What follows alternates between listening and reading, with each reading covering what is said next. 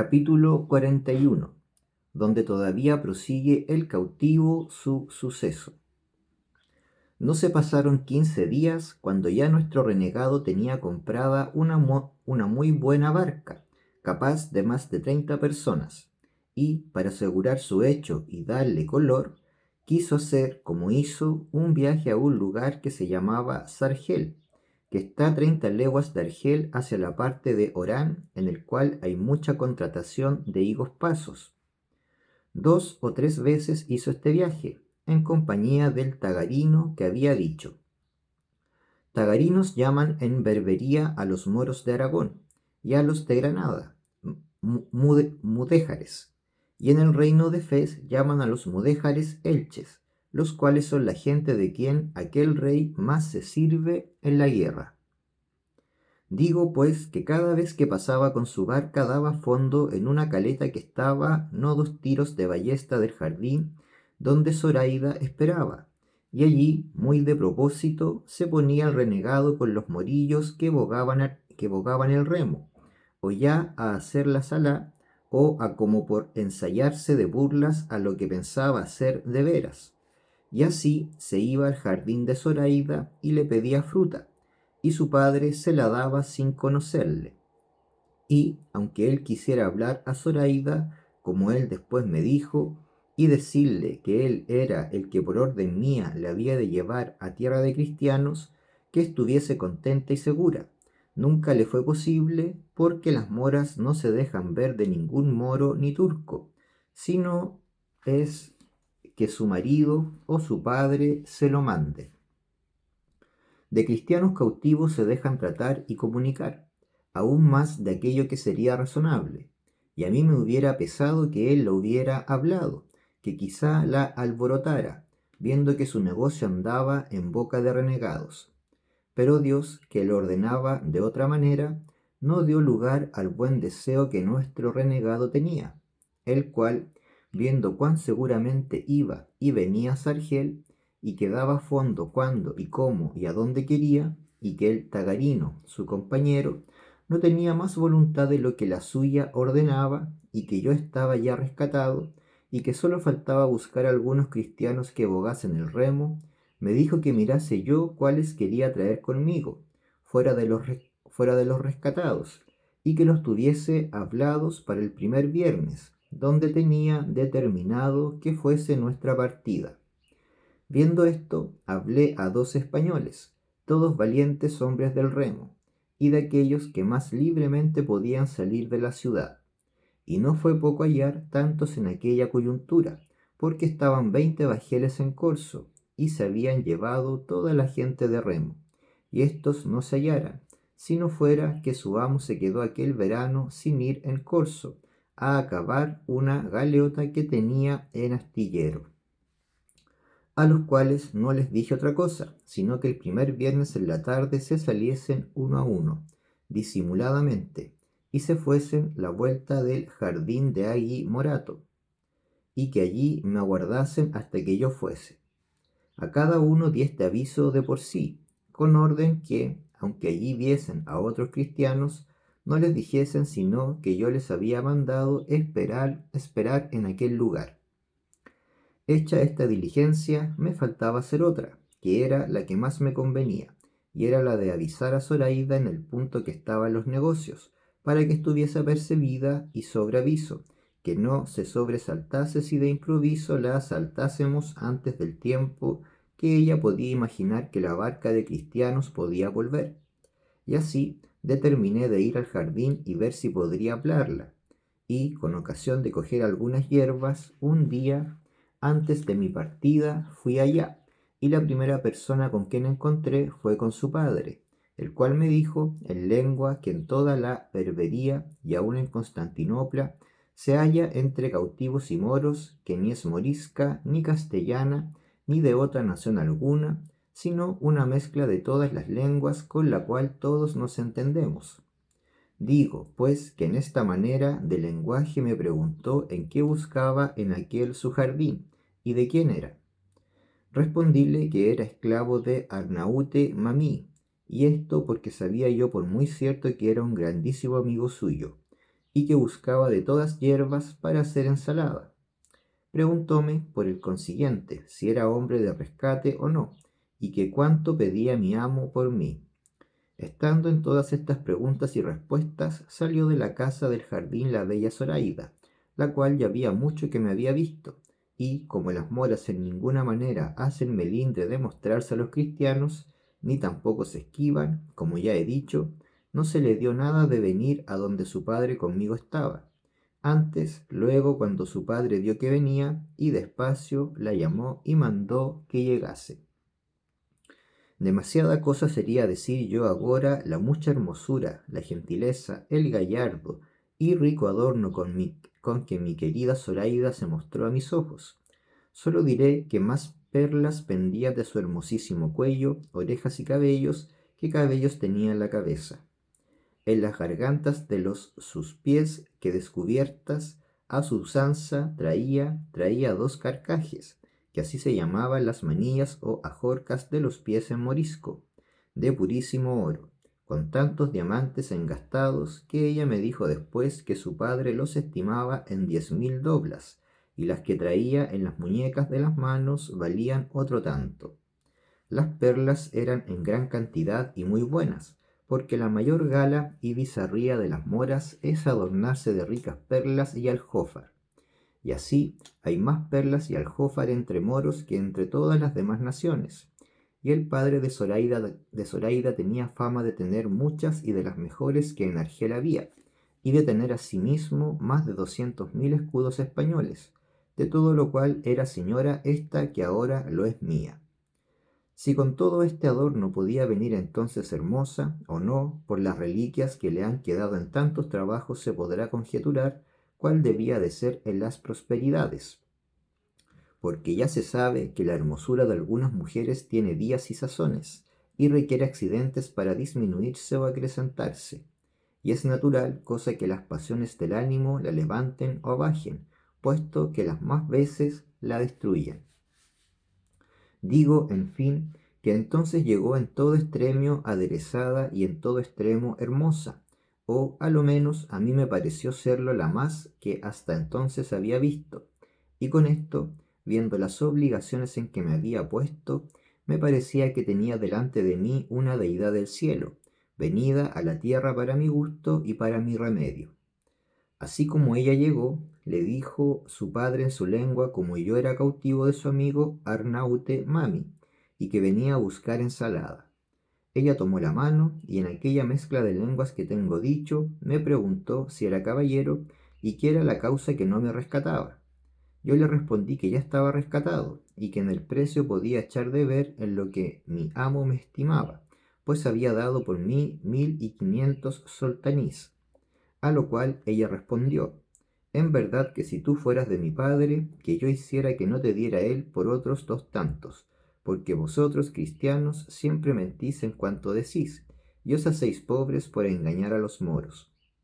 Bien podría ser eso, señora, le respondí, mas en verdad que yo la he tratado con mi amo, y la trato y la trataré con cuantas personas hay en el mundo. ¿Y cuándo te vas?, dijo Zoraida. Mañana, creo yo, dije, porque está aquí un bajel de Francia que se hace mañana la vela, y pienso irme en él.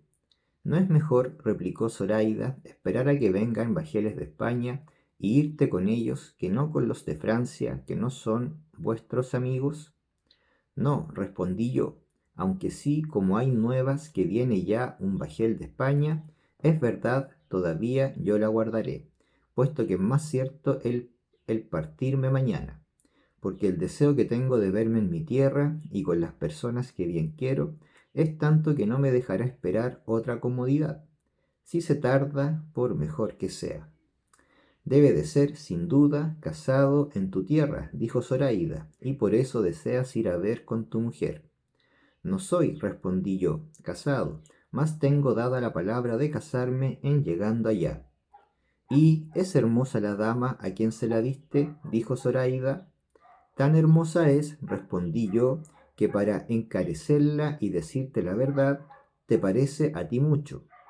De esto se rió muy de veras su padre y dijo: Walá, cristiano, que debe de ser muy hermosa si se parece a mi hija, que es la más hermosa de todo este reino. Si no, mírala bien, y verás cómo te digo verdad. Servíanos de intérprete a las más de estas palabras y razones el padre de Zoraida, como más ladino, que, aunque ella hablaba la bastarda lengua que, como he dicho, allí se usa, más declaraba su intención por señas que por palabras. Estando en estas y otras muchas razones, llegó un moro corriendo, y dijo a grandes voces que por las bardas o paredes del jardín habían saltado 4 turcos, y andaban cogiendo la fruta, aunque no estaba madura. Sobresaltóse el viejo, y lo mesmo hizo Zoraida, porque es común y casi natural el miedo que los moros a los turcos tienen, especialmente a los soldados, los cuales son tan insolentes y tienen tanto imperio sobre los moros que a ellos están sujetos, que los tratan peor que si fuesen esclavos suyos. Digo, pues, que dijo su padre a Zoraida: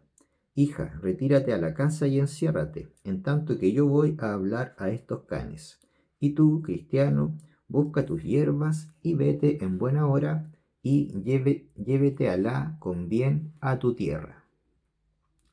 Yo me incliné y él se fue a buscar los turcos, dejándome solo con Zoraida, que comenzó a dar muestras de irse donde su padre le había mandado. Pero apenas él se encubrió con los árboles del jardín, cuando ella, volviéndose a mí, llenos los ojos de lágrimas, me dijo: Amechi, cristiano, Amechi, que quiere decir: baste, cristiano, baste. Yo le respondí: Señora, sí, pero no en ninguna manera sin ti. El primero Jumá me aguarda, y no te sobresaltes cuando nos veas, que sin duda alguna iremos a tierra de cristianos. Yo le dije esto de manera que ella me entendió muy bien a todas las razones que entrambos pasamos, y echándome un brazo al cuello, con desmayados pasos comenzó a caminar hacia la casa.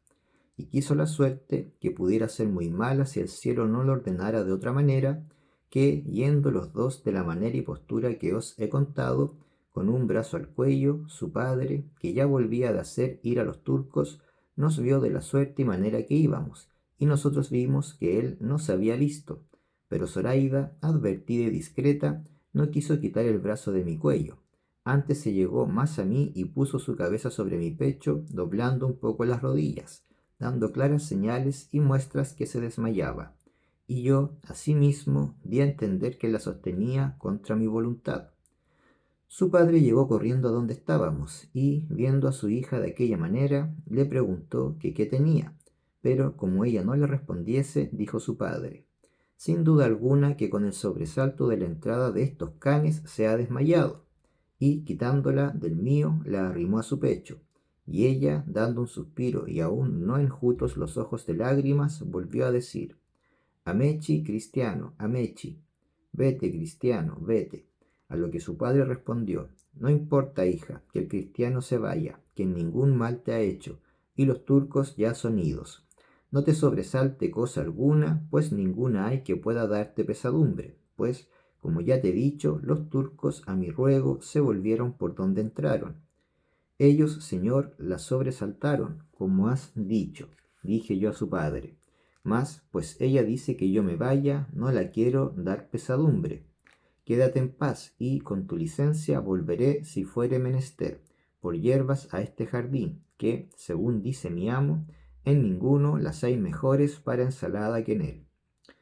Todas las que quisieres podrás volver, respondió Agimorato, que mi hija no dice esto porque tú ni ninguno de los cristianos la enojaban, sino que por decir que los turcos se fuesen, dijo que tú te fueses, o porque ya era hora que buscases tus hierbas.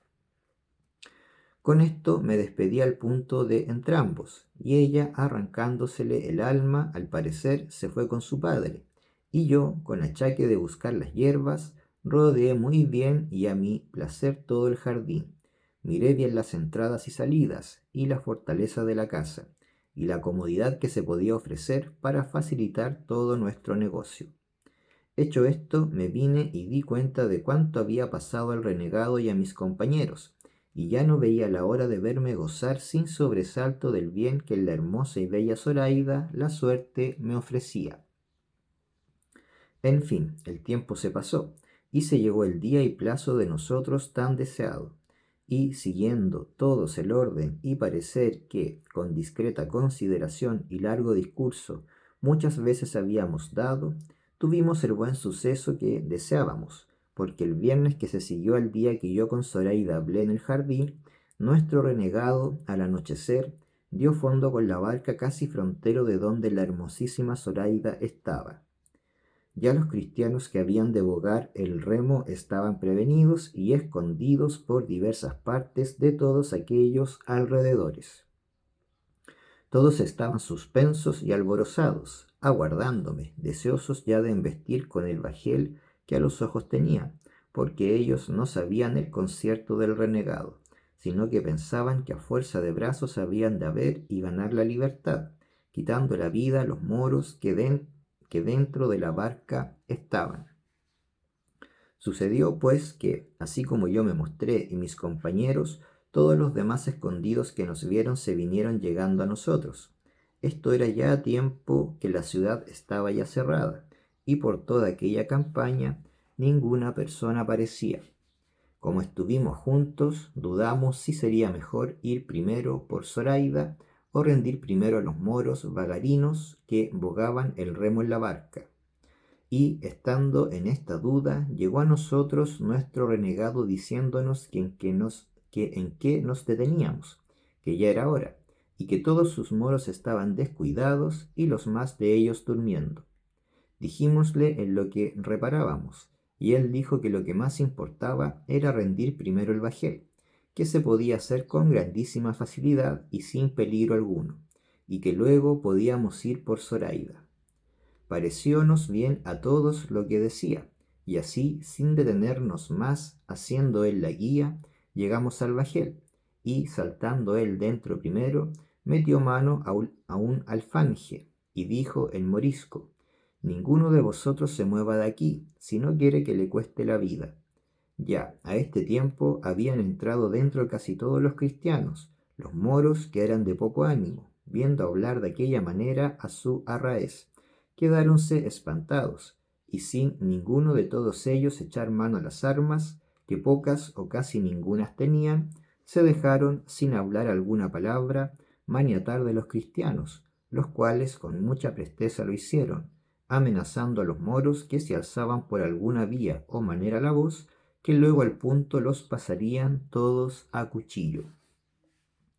Hecho ya esto, quedándose en guardia de ellos la mitad de los nuestros, los que quedábamos, haciéndonos asimismo el renegado la guía, fuimos al jardín de Agi Morato, y quiso la buena suerte que, llegando a abrir la puerta, se abrió con tanta facilidad como si cerrada no estuviera, y así, con gran quietud y silencio, llegamos a la casa sin ser sentidos de nadie.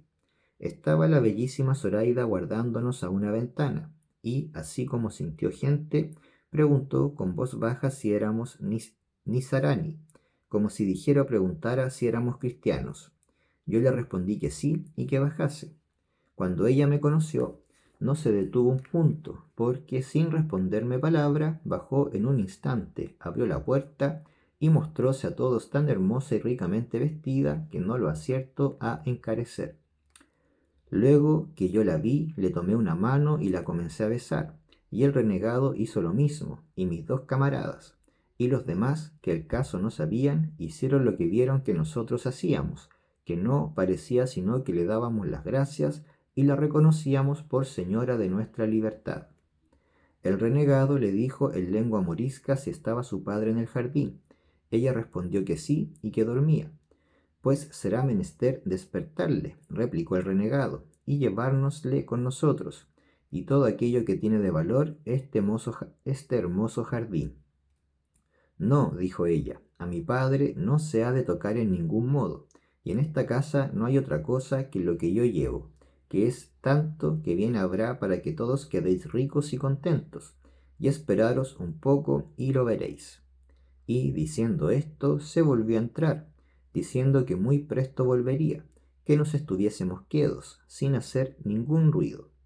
Preguntéle al renegado lo que con ella había pasado, el cual me lo contó, a quien yo dije que en ninguna cosa se había de hacer más de lo que Zoraida quisiese,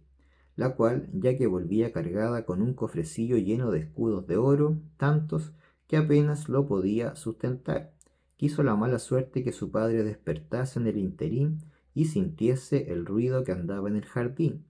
y asomándose a la ventana, luego conoció que todos los que en él estaban eran cristianos, y dando muchas, grandes y desaforadas voces, comenzó a decir en arábigo: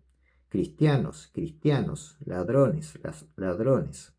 por los cuales gritos nos vimos todos puestos en grandísima y temerosa confusión. Pero el renegado, viendo el peligro en que estábamos y lo mucho que le importaba salir con aquella empresa antes de ser sentido, con grandísima presteza subió donde Agi Morato estaba, y juntamente con él fueron algunos de nosotros, que yo no osé desamparar a la Zoraida, que como desmayada se había dejado caer en mis brazos. En resolución, los que subieron se dieron tan buena maña que en un momento bajaron con Agi Morato, trayéndole atadas las manos y puesto un pañizuelo en la boca, que no le dejaba hablar palabra, amenazándole que el hablarla le había de costar la vida. Cuando su hija le vio, se cubrió los ojos por no verle, y su padre quedó espantado, ignorando cuán de su voluntad se había puesto en nuestras manos. Mas entonces, siendo más necesarios los pies, con diligencia y presteza nos pusimos en la barca, que ya los que en ella habían quedado nos esperaban, temerosos de algún mal suceso nuestro. Apenas serían 2 horas pasadas de la noche, cuando ya estábamos todos en la barca, en la cual se le quitó al padre de Zoraida la atadura de las manos y el paño de la boca, pero tornóle a decir el renegado que no hablase palabra, que le quitarían la vida. Él, como vio allí a su hija, comenzó a suspirar ternísimamente, y más cuando vio que yo estrechamente la tenía abrazada, y que ella, sin defender, quejarse ni esquivarse, se estaba queda. Pero con todo esto callaba, porque no pusiesen en efecto las muchas amenazas que el renegado le hacía. Viéndose pues Zoraida ya en la barca, y que queríamos dar los remos al agua, y viendo allá a su padre y a los demás moros que atados estaban, le dijo al renegado que me dijese, le hiciese merced de soltar a aquellos moros y de dar libertad a su padre, porque antes se arrojaría en la mar que ver delante de sus ojos y por causa suya llevar cautiverio a un padre que tanto le había querido.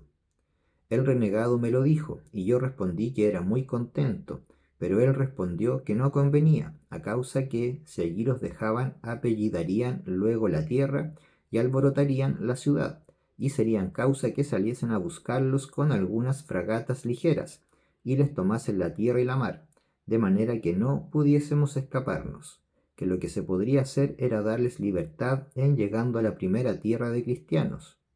En este parecer venimos todos, y Zoraida, a quien se le dio cuenta, con las causas que nos movían a no hacer luego lo que quería, también se satisfizo. Y luego, con regocijado silencio y alegre diligencia, cada uno de nuestros valientes remeros tomó su remo, y comenzamos, encomendándonos a Dios de todo corazón, a navegar la vuelta de las islas de Mallorca, que es la tierra de cristianos más cerca. Pero a causa de soplar un poco el viento tramontana y estar la mar algo picada, no fue posible seguir la derrota de Mallorca, y fuenos forzosos dejarnos ir tierra a tierra, la vuelta de Orán, no sin mucha pesadumbre nuestra, por no ser descubiertos del lugar de Sargel, que en aquella costa cae 60 millas de Argel, y asimismo temíamos encontrar por aquel paraje alguna galeota de las que de ordinario vienen con mercancía de Tetuán, aunque cada uno por sí y por todos juntos presumíamos de que, si se encontraba galeota de mercancía, como no fuese de las que andan en corso, que no sólo no nos perderíamos, mas que tomaríamos bajel donde con más seguridad pudiésemos acabar nuestro viaje. Iba Zoraida, en tanto que se navegaba, puesta la cabeza entre mis manos, por no ver a su padre, y sentía yo que iba llamando a Lela Marién que nos ayudase. Bien habríamos navegado 30 millas, cuando nos amaneció, como 3 tiros de arcabuz desviados de tierra, toda la cual vimos desierta y sin nadie que nos descubriese. Pero con todo eso nos fuimos a fuerza de brazos entrando un poco en la mar, que ya estaba algo más sosegada, y, habiendo entrado casi 2 leguas, dióse orden que se bogase a cuarteles en tanto que comíamos algo, que iba bien proveída la barca, puesto que los que bogaban dijeron que no era aquel tiempo de tomar reposo alguno, que les diesen de comer los que no bogaban, que ellos no querían soltar los remos de las manos en manera alguna.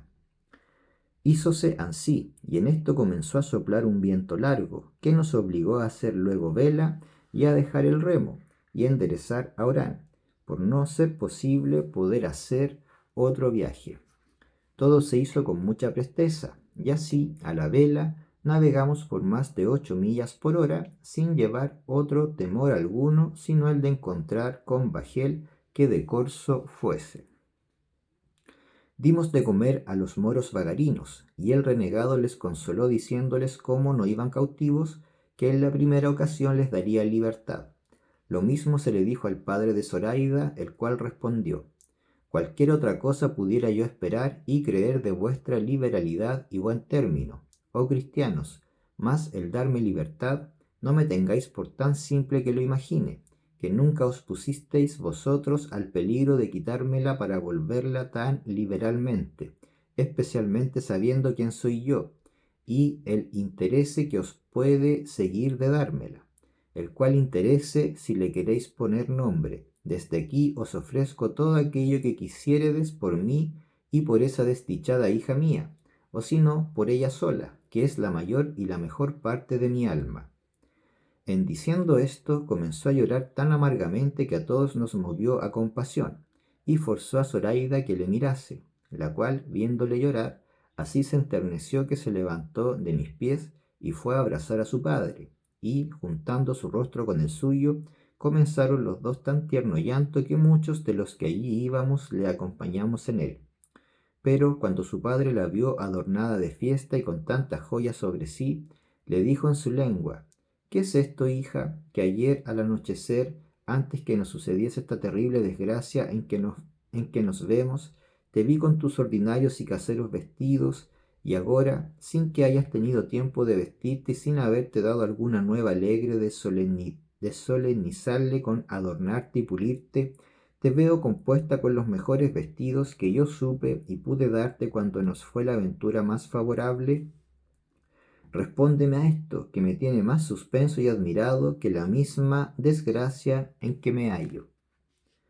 Todo lo que el moro decía a su hija nos lo declaraba el renegado, y ella no le respondía palabra. Pero cuando él vio a un lado de la barca el cofrecillo donde ella solía tener sus joyas, el cual sabía el bien que le había dejado en Argel, y no traídole al jardín, quedó más confuso, y preguntóle cómo aquel cofre había venido a nuestras manos, y qué era lo que venía dentro. A lo cual el renegado, sin aguardar que Zoraida le respondiese, le respondió: no te canses, señor, en preguntar a Zoraida, tu hija, tantas cosas, porque con una que yo te responda te satisfaré a todas. Y así quiero que sepas que ella es cristiana, y es la que ha sido la lima de nuestras cadenas y la libertad de nuestro cautiverio. Ella va aquí de su voluntad, tan contenta, a lo que yo imagino, de verse en este estado como el que sale de las tinieblas a la luz, de la muerte a la vida y de la pena a la gloria. ¿Es verdad lo que éste dice, hija?, dijo el moro. Así es, respondió Zoraida. Que, en efecto, replicó el viejo, tú eres cristiana y la que ha puesto a su padre en poder de sus enemigos. A lo cual respondió Zoraida: la que es cristiana yo soy, pero no la que te ha puesto en este punto, porque nunca mi deseo se extendió a dejarte ni a hacerte mal, sino a hacerme a mí bien. ¿Y qué bien es el que te has hecho, hija?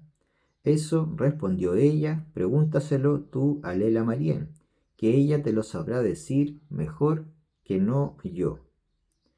Apenas hubo oído esto el moro, cuando, con una increíble presteza, se arrojó de cabeza en la mar, donde sin ninguna duda se ahogara, si el vestido largo y embarazoso que traía no le entretuviera un poco sobre el agua. Dio voces Zoraida que le sacasen, y así acudimos luego todos, y haciéndole de la almalafa, le sacamos medio ahogado y sin sentido, de que recibió tanta pena Zoraida que, como si fuera ya muerto, hacía sobre él un tierno y doloroso llanto. Volvímosle boca abajo, volvió mucha agua, tornó en sí al cabo de 2 horas, en las cuales, habiéndose trocado el viento, nos convino volver hacia tierra y hacer fuerza de remos por no embestir en ella. Mas quiso nuestra buena suerte que llegamos a una cala que se hace al lado de un pequeño promontorio o cabo que el de los moros es llamado el de la cava rumía, que en nuestra lengua quiere decir la mala mujer cristiana, y es tradición entre los moros que en aquel lugar está enterrada la cava, por quien se perdió España, porque cava en su lengua quiere decir mujer mala y rumía cristiana, y aún tienen por mal agüero llegar allí a dar fondo cuando la necesidad les fuerza a ello, porque nunca le dan sin ella, puesto que para nosotros no fue abrigo de mala mujer, sino puerto seguro de nuestro remedio, según andaba alterada la mar. Pusimos nuestras centinelas en tierra, y no dejamos jamás los remos de la mano. Comimos de lo que el renegado había proveído, y rogamos a Dios y a Nuestra Señora de todo nuestro corazón que nos ayudase y favoreciese para que felicemente diésemos fin a tan dichoso principio. Diose orden a suplicación de Zoraida, como echásemos en tierra a su padre y a todos los demás moros que allí atados venían, porque no le bastaba el ánimo, ni lo podían sufrir sus blandas entrañas, ver delante de sus ojos atado a su padre y aquellos de su tierra presos. Prometímosle de hacerlo así al tiempo de la partida, pues no corría peligro el dejarlos en aquel lugar que era despoblado. No fueron tan vanas nuestras oraciones que no fuesen oídas del cielo, que en nuestro favor luego volvió el viento, tranquilo el mar, convidándonos a que tornásemos alegres a proseguir nuestro comenzado viaje. Viendo esto, desatamos a los moros, y uno a uno los pusimos en tierra, de lo que ellos se quedaron admirados, pero llegando a desembarcar al padre de Zoraida, que ya estaba en todo su acuerdo, dijo: ¿Por qué pensáis, cristianos, que esta mala hembra huelga de que me deis libertad? ¿Pensáis que es por piedad que de mí tiene? No, por cierto, sino que lo hace por el estorbo que le dará mi presencia cuando quiera poner en ejecución sus malos deseos. Ni penséis que la ha movido a mudar religión entender ella que la vuestra a la nuestra se aventaja, sino el saber que en vuestra tierra se usa la deshonestidad más libremente que en la nuestra. Y, volviéndose a Zoraida, teniéndole yo y otro cristiano de entrambos brazos asido, porque algún desatino no hiciese, le dijo: «Oh infame moza y mal aconsejada muchacha, ¿a dónde vas, ciega y desatinada, en poder de estos perros, naturales enemigos nuestros? Maldita sea la hora en que yo te engendré, y malditos sean los regalos y deleites en que te he criado.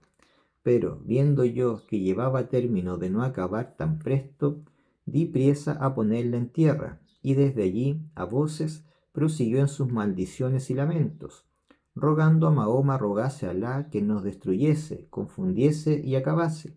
Y cuando, por habernos hecho a la vela, no pudimos oír sus palabras, vimos sus obras, que eran arrancarse las barbas, mesarse los cabellos y arrastrarse por el suelo.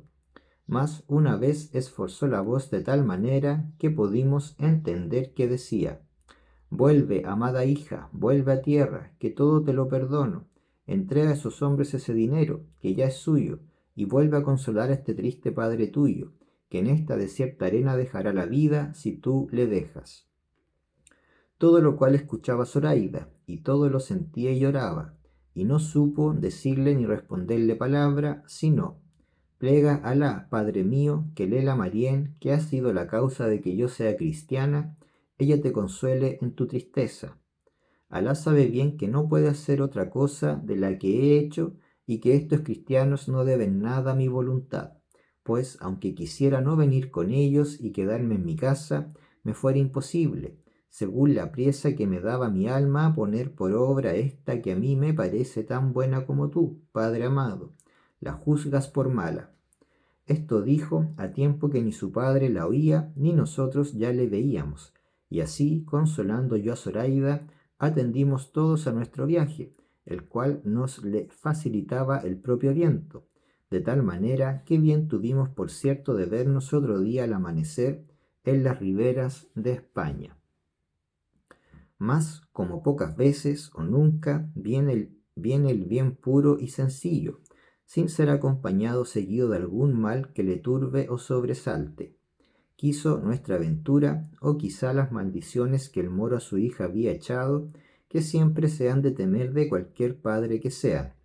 Quiso, digo, que estando ya engolfados y siendo ya casi pasadas 3 horas de la noche, yendo con la vela tendida de alto baja, frenillados los remos, porque el próspero viento nos quitaba del trabajo de haberlos menester, con la luz de la luna, que claramente resplandecía, vimos cerca de nosotros un bajel redondo, que, con todas las velas tendidas, llevando un poco a orza el timón, delante de nosotros atravesaba, y esto tan cerca que nos fue forzoso amainar por no embestirle, y ellos asimesmo hicieron fuerza de timón para darnos lugar que pasásemos. Habíanse puesto a bordo del bajel a preguntarnos quién éramos y a dónde navegábamos, y de dónde veníamos. Pero por preguntarnos esto en lengua francesa, dijo nuestro renegado: ninguno responda, porque estos sin duda son corsarios franceses, que hacen a toda ropa. Por este advertimiento ninguno respondió palabra, y, habiendo pasado un poco delante, que ya el bajel quedaba a sotavento, de improviso soltaron 2 piezas de artillería, y, a lo que parecía, ambas venían con cadenas, porque con una cortaron nuestro árbol por medio, y dieron con él y con la vela en la mar, y al momento, disparando otra pieza, vino a dar la bala en mitad de nuestra barca, de modo que la abrió toda, sin hacer otro mal alguno. Pero, como nosotros nos vimos ir a fondo, comenzamos todos a grandes voces a pedir socorro y a rogar a los del bajel que nos acogiesen, porque nos anegábamos. Amainaron entonces, y, echando el esquife o barca a la mar, entraron en él hasta 12 franceses bien armados, con sus arcabuces y cuerdas encendidas, y así llegaron junto al nuestro, y, viendo cuán pocos éramos y cómo el bajel se hundía, nos recogieron, diciendo que, por haber usado de la descortesía de no responderles, nos había sucedido aquello. Nuestro renegado tomó el cofre de las riquezas de Zoraida y dio con él en la mar, sin que ninguno echase de ver en lo que hacía.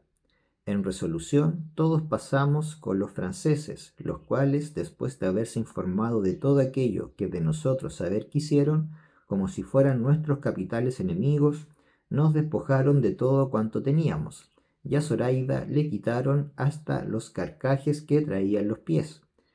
Pero no me daba a mí tanta pesadumbre la que a Zoraida daban, como me la daba el temor que tenía de que habían de pasar del quitar de las riquísimas y preciosísimas joyas al quitar de la joya que más valía y ella más estimaba.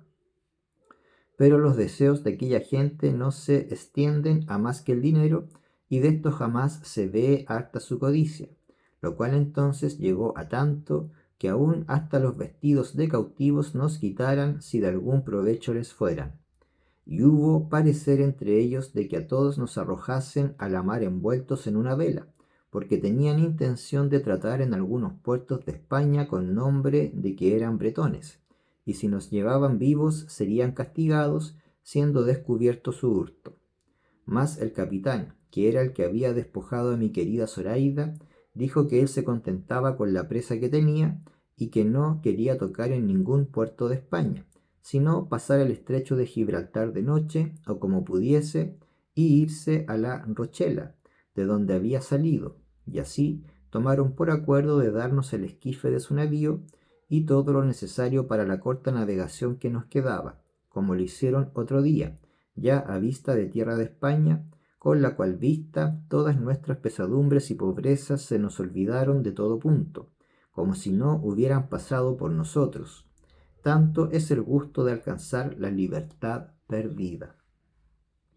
Cerca de mediodía podría ser cuando nos echaron en la barca, dándonos 2 barriles de agua y algún bizcocho, y el capitán, movido no sé de qué misericordia, al embarcarse la hermosísima Zoraida, le dio hasta 40 escudos de oro, y no consintió que le quitasen sus soldados estos mismos vestidos que ahora tiene puestos.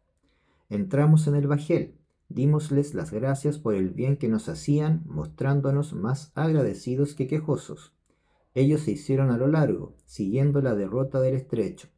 Nosotros, sin mirar a otro norte que a la tierra que se nos mostraba delante, nos dimos tanta priesa a bogar que al poner del sol estábamos tan cerca que bien pudiéramos, a nuestro parecer, llegar antes que fuera muy noche, pero por no parecer en aquella noche la luna y el cielo mostrarse oscuro, y por ignorar el paraje en que estábamos, no nos pareció cosa segura investir en tierra, como a muchos de nosotros les parecía,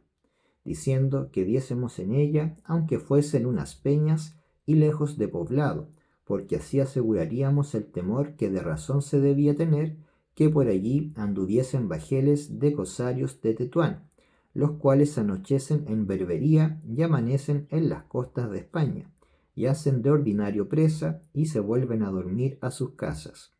Pero de los contrarios pareceres, el que se tomó fue que nos llegásemos poco a poco, y que si el sosiego del mar lo concediese, desembarcásemos donde pudiésemos. Hízose así, y poco antes de la medianoche sería cuando llegamos al pie de una disformísima y alta montaña, no tan junto al mar que no concediese un poco de espacio para poder desembarcar cómodamente. Embestimos en la arena, salimos a tierra, besamos el suelo, y con lágrimas de muy alegrísimo contento, dimos todos gracias a Dios, Señor nuestro, por el bien tan incomparable que nos había hecho. Sacamos de la barca los bastimentos que tenía, tirámosla en tierra, y subímonos un grandísimo trecho en la montaña, porque aún allí estábamos y aún no podíamos asegurar el pecho, ni acabábamos de creer que era tierra de cristianos la que ya nos sostenía. Amaneció más tarde, a mi parecer, de lo que quisiéramos. Acabamos de subir toda la montaña, por ver si desde allí algún poblado se descubría, o algunas cabañas de pastores, pero aunque más tendimos la vista, ni poblado, ni persona, ni senda, ni camino descubrimos. Con todo esto, determinamos de entrarnos la tierra adentro, pues no podría ser menos sino que presto descubriésemos quien nos diese noticia de ella.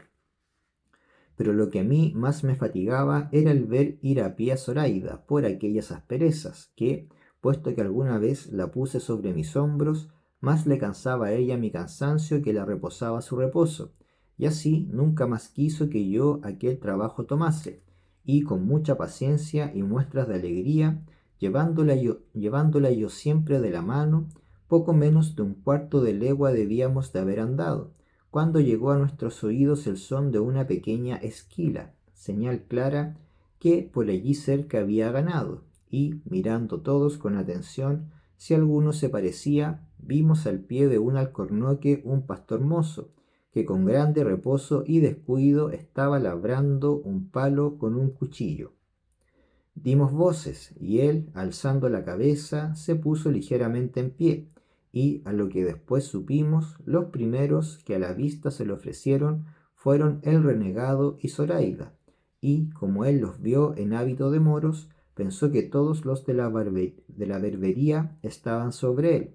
y metiéndose con extraña ligereza por el bosque adelante, comenzó a dar los mayores gritos del mundo diciendo: moros, moros hay en la tierra, moros, moros, arma, arma. Con estas voces quedamos todos confusos y no sabíamos qué hacernos, pero considerando que las voces del pastor habían de alborotar la tierra y que la caballería de la costa había de venir luego a ver lo que era, acordamos que el renegado se desnudase las ropas del turco y se vistiese un gilecuelco o casaca de cautivo que uno de nosotros le dio luego, aunque se quedó en camisa, y así, encomendándonos a Dios, fuimos por el mismo camino que vimos que el pastor llevaba. esperando siempre cuando había de dar sobre nosotros la caballería de la costa.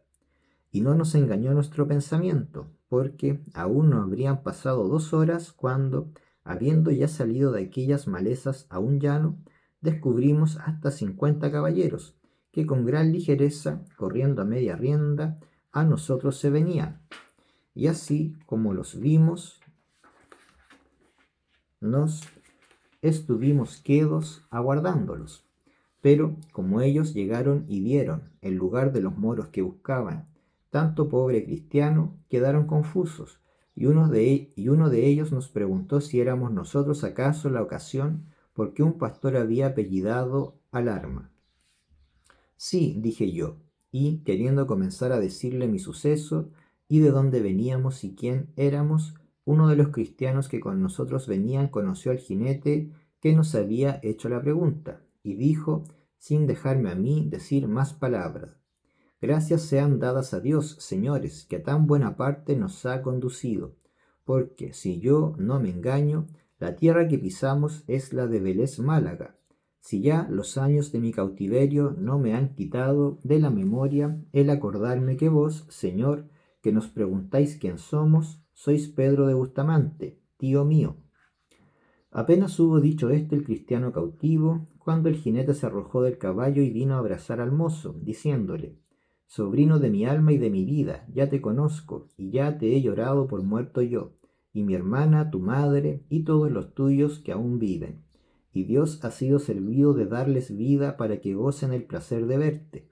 Ya sabíamos que estabas en Argel, y por las señales y muestras de tus vestidos y la de todos los de esta compañía, comprendo que habéis tenido milagrosa libertad.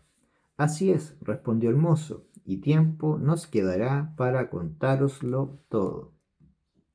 Luego que los jinetes entendieron que éramos cristianos cautivos, se apearon de sus caballos, y cada uno nos convidaba con el suyo para llevarnos a la ciudad de Vélez Málaga, que legua y media de allí estaba. Algunos de ellos volvieron a llevar la barca a la ciudad, diciéndoles dónde la habíamos dejado. Otros nos subieron a las ancas, y Zoraida fue en las del caballo del tío Cristiano. Saliónos a recibir todo el pueblo, que ya de alguno que se había adelantado sabían la nueva de nuestra venida. Nos admiraban de ver cautivos libres, ni moros cautivos, porque toda la gente de aquella costa está hecha a ver a los unos y a los otros. Pero admirábanse de la hermosura de Zoraida, la cual en aquel instante y sazón estaba en su punto, ansí con el cansancio del camino como con la alegría de verse ya en tierra de cristianos, sin sobresalto de perderse. Y esto le había sacado al rostro tales colores que, si no es que la afición entonces me engañaba, osaré decir que más hermosa criatura no había en el mundo, a lo menos que yo la hubiese visto. Fuimos derechos a la iglesia, a dar gracias a Dios por la merced recibida, y, así como en ella entró Zoraida, dijo que allí había rostros que se parecían a los de Lela Marién. Dijimosle que eran imágenes suyas, y como mejor se pudo le dio el renegado a entender lo que significaban, para que ella las adorase como si verdaderamente fueran cada una de ellas la misma Lela Marién que le había hablado. Ella, que tiene buen entendimiento y un natural fácil y claro, entendió luego cuánto acerca de las imágenes se le dijo. Desde allí nos llevaron y repartieron a todos en diferentes casas del pueblo, pero al renegado, Zoraida y a mí nos llevó el cristiano que vino con nosotros, y en casa de sus padres, que medianamente eran acomodados de los bienes de fortuna, y nos regalaron con tanto amor como a su mismo hijo. 6 días estuvimos en Vélez, al cabo de los cuales el renegado, hecha su información de cuánto le convenía, se fue a la ciudad de Granada, a reducirse por medio de la Santa Inquisición al gremio santísimo de la Iglesia. Los demás cristianos libertados se fueron cada uno donde mejor le pareció. Solos quedamos Zoraida y yo, con solo los escudos que la cortesía del francés le dio a Zoraida, de los cuales compré este animal en que ella viene, y sirviéndola yo hasta ahora de padre y escudero y no de esposo, vamos con intención de ver si mi padre es vivo, o si alguno de mis hermanos ha tenido más próspera aventura que la mía, puesto que, por haberme hecho el cielo compañero de Zoraida, me parece que ninguna otra suerte me pudiera venir, por buena que fuera, que más la estimara. La paciencia con que Zoraida lleva las incomodidades que la pobreza trae consigo, y el deseo que muestra tener de verse ya cristiana, es tanto y tal, que me admira y me mueve a servirla todo el tiempo de mi vida, puesto que el gusto que tengo de verme suyo y de que ella sea mía me le turba, y deshace no saber si hallaré en mi tierra algún rincón donde recogerla, y si habrán hecho el tiempo y la muerte tal mudanza en la hacienda y vida de mi padre y hermanos que apenas halle quien me conozca si ellos faltan. No tengo más, señores, que deciros de mi historia, la cual, si es agradable y peregrina, juzguenlo vuestros buenos entendimientos, que de mí sé decir que quisiera haberosla contado más brevemente, puesto que el temor de enfadaros más de 4 circunstancias me ha quitado de la lengua.